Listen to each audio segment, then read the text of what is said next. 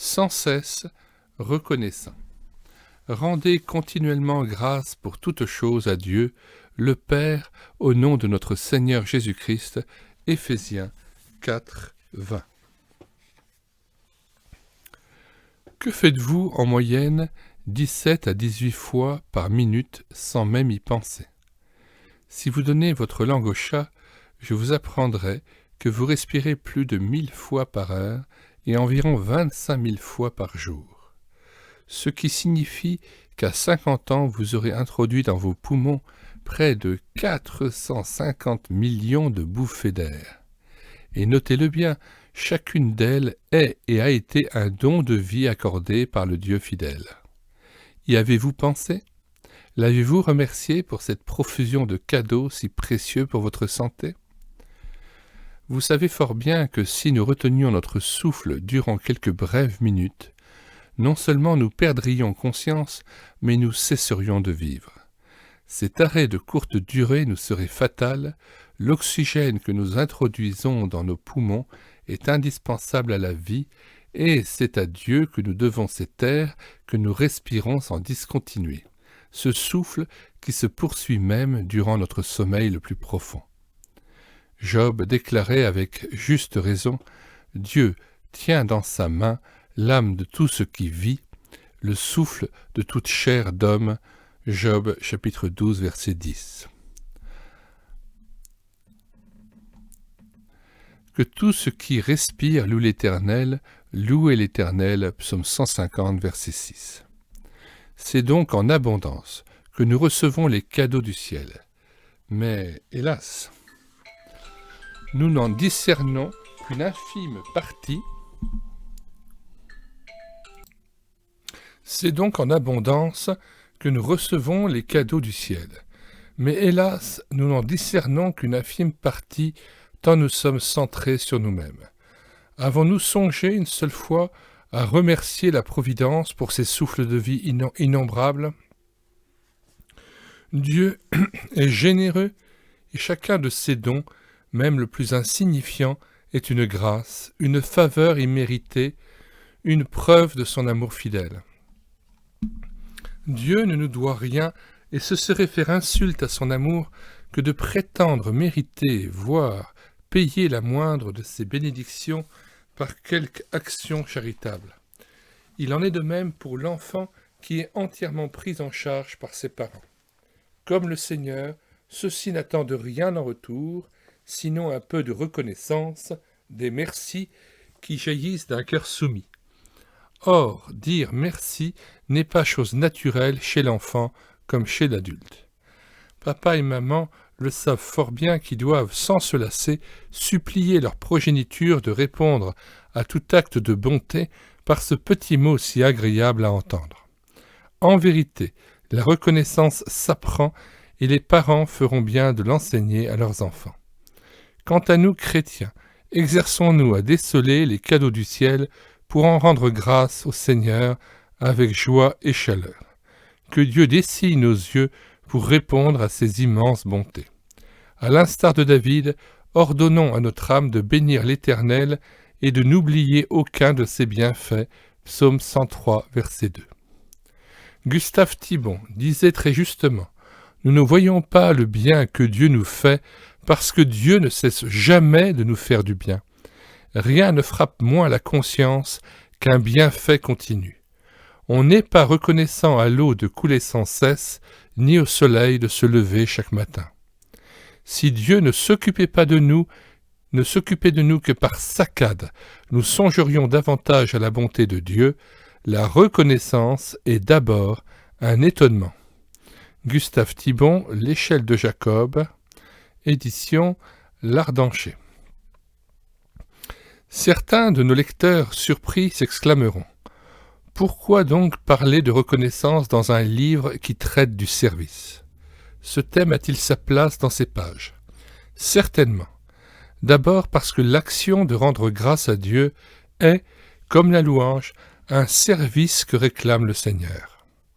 Le nombre d'impératifs y faisant allusion dans l'Écriture le prouve hautement. Celui qui offre pour sacrifice, la reconnaissance me glorifie, dit l'Éternel, Psaume 50, 14 et 23. Psaume 50, verset 14 et verset 23. Savez-vous qu'au ciel, les principales occupations des rachetés seront la louange et les actions de grâce, et cela durant l'éternité? Apocalypse 4, verset 9, chapitre 7, verset 12, chapitre 11, verset 17. Et puis, deuxième raison, l'homme reconnaissant est un homme heureux. De découvrir les bienfaits de Dieu, d'en déceler le nombre et l'importance, l'amène inévitablement à se réjouir constamment. Seuls les gens heureux exaltent le Seigneur. Or, il n'y a pas de meilleurs serviteurs du Maître que ceux qui rayonnent de la joie d'en haut. Ils sont volontiers écoutés et leur témoignage a certainement plus d'impact sur le prochain que celui de Jean Maussade. Enfin, il faut se souvenir que dans la liste des sacrifices offerts jadis au tabernacle ou au temple de Jérusalem figure le sacrifice d'action de grâce, Lévitique 3, par lequel l'Israélite pieux témoignait sa reconnaissance à l'Éternel. Le sacrifice d'action de grâce est un hommage de reconnaissance que l'homme offre à Dieu pour la réconciliation qu'il lui a accordée et pour tous les bienfaits dont il jouit dans cet état, Bible annotée.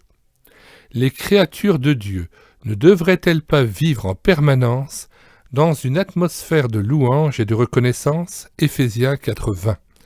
Et cela pour 5 raisons au moins. A. Premier motif. Rendre grâce, c'est-à-dire témoigner à Dieu sa reconnaissance, est une exigence divine, un ordre que nous ne saurions transgresser sans l'attrister. Rendez grâce en toutes choses, car c'est à votre égard la volonté de Dieu en Jésus-Christ.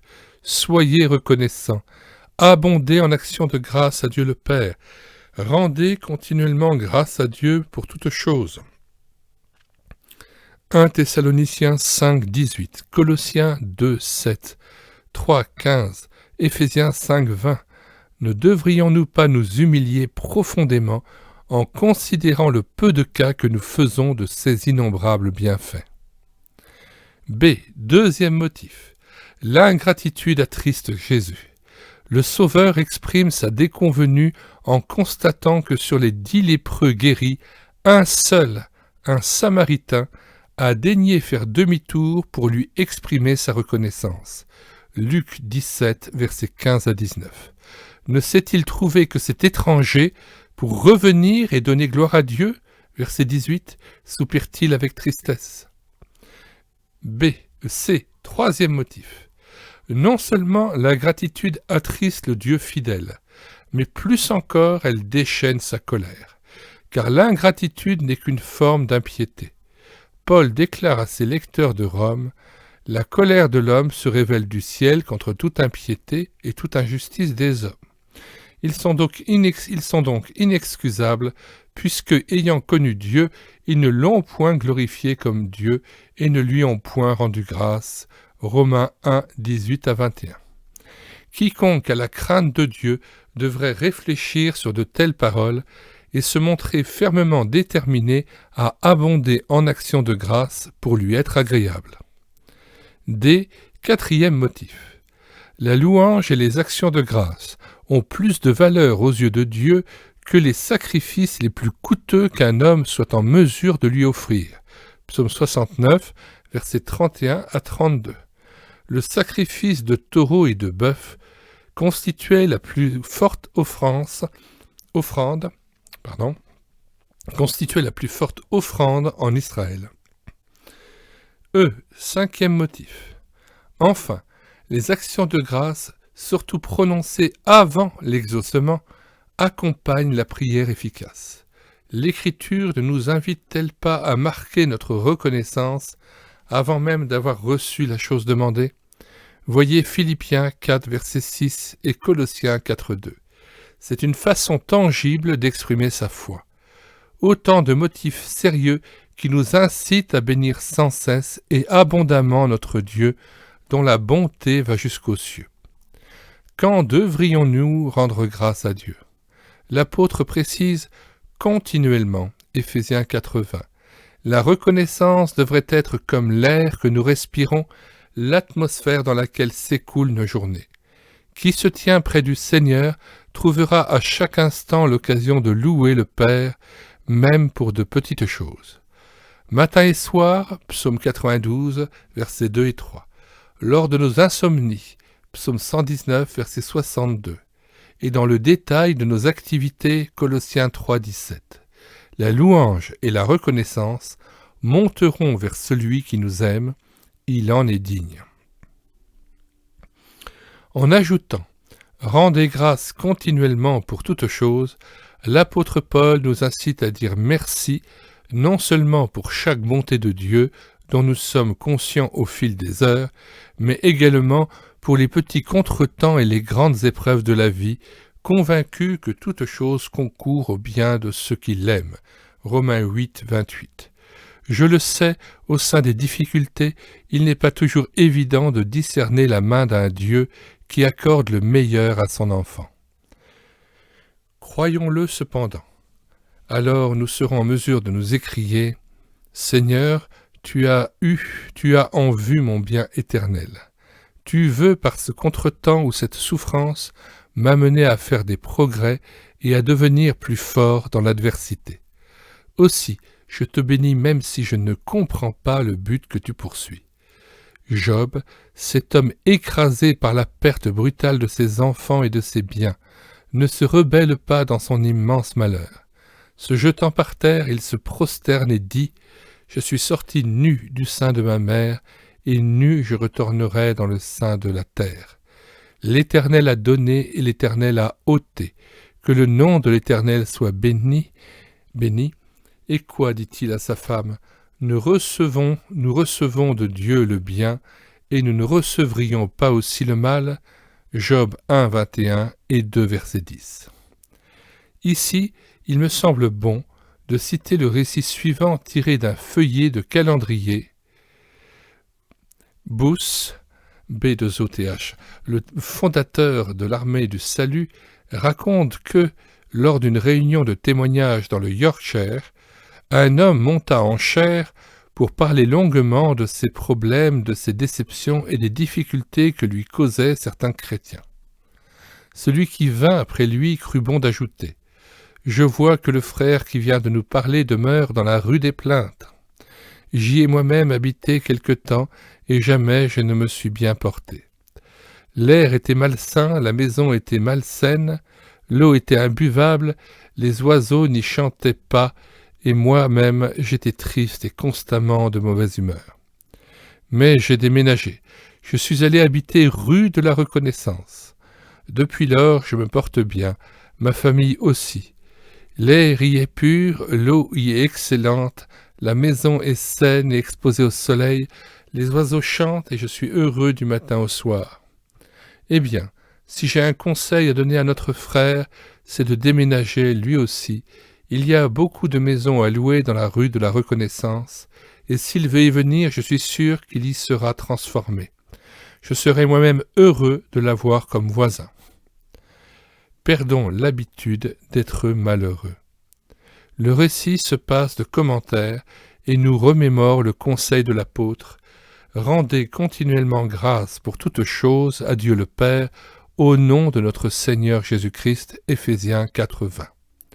Ne louons pas notre Seigneur avec tiédeur et parcimonie, comme si nous lui marchandions notre reconnaissance.